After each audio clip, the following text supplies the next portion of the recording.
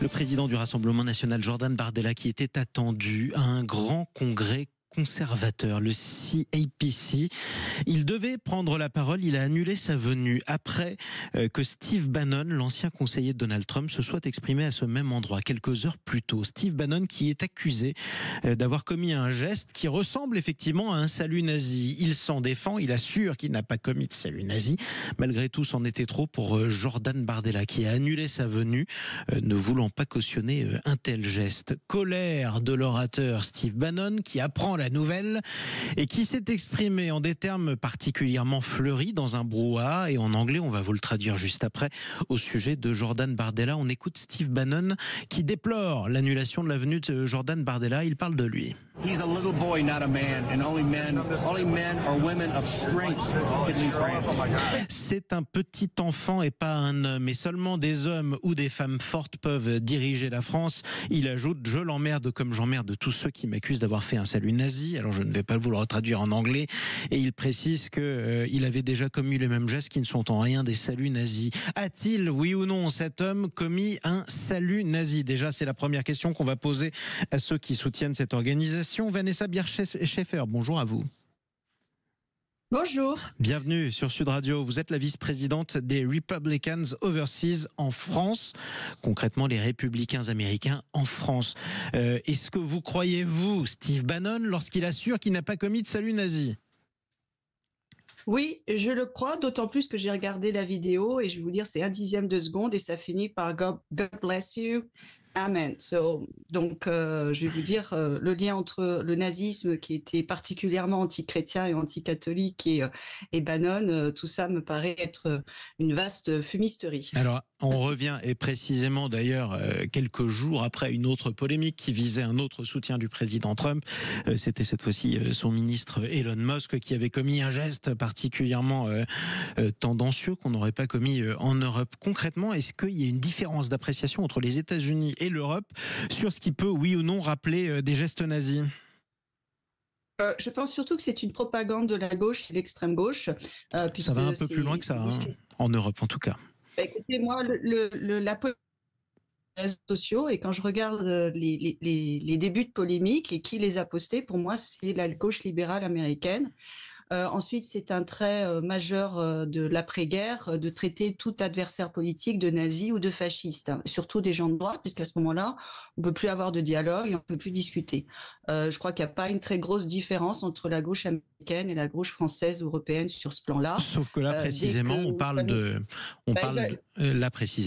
Jordan Bardella, le président du Rassemblement national, qui n'est pas connu pour être un parti d'extrême gauche ou de gauche, et qui lui-même dit qu'il annule sa venue à la suite de ce geste.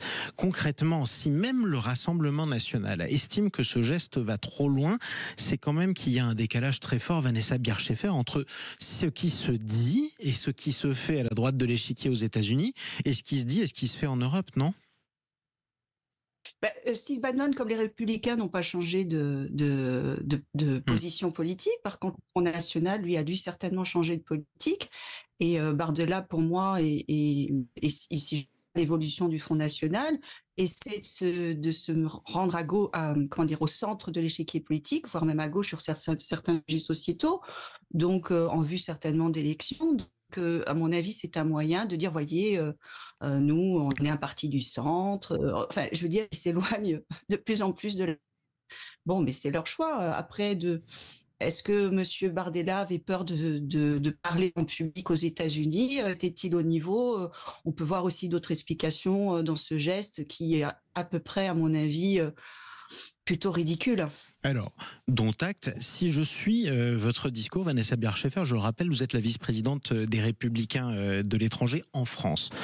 J'ai l'impression que concrètement, aujourd'hui, sans revenir sur le geste qualifié ou non de nazi, vous considérez que le Rassemblement national se trouve à la gauche du parti républicain si on devait les mettre sur le même échiquier. Est-ce que c'est votre sentiment ?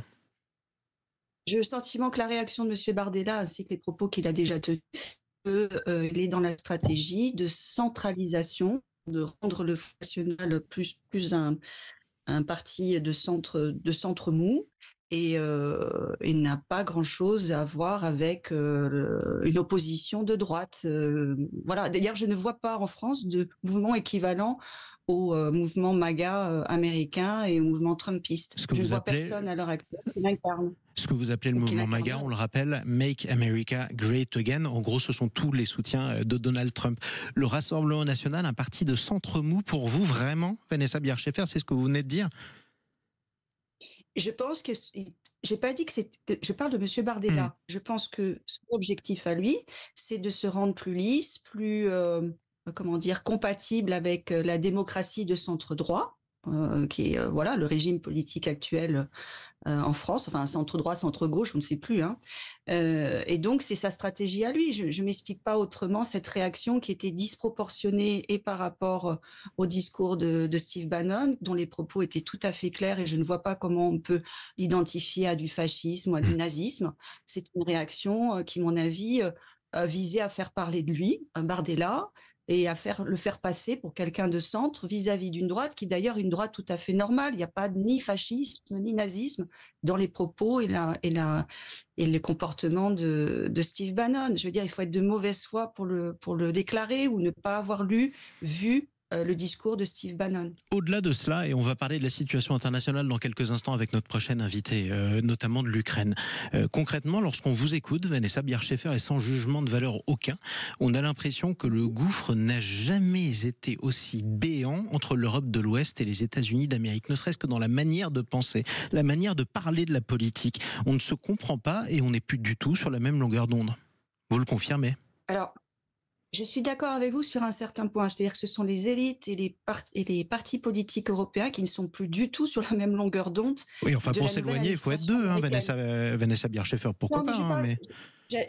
J'allais dire, vous m'avez coupé dans la deuxième partie de mon propos, allez-y, qui est que les peuples, eux, je pense, sont pratiquement sur la même longueur d'onde parce qu'ils souffrent des mêmes maux. Après que l'élite politique ou le système européen soit largué par l'administration américaine actuelle, ça ne fait aucun doute dans mon esprit. C'est pour ça qu'ils sont affolés, désespérés et qui ne savent plus où se trouve le nord, le sud, on dirait des boussoles qui n'arrivent plus à trouver une direction. C'est malheureux, hein, j'en suis pas heureuse parce que j'œuvre pour le rapprochement franco-américain.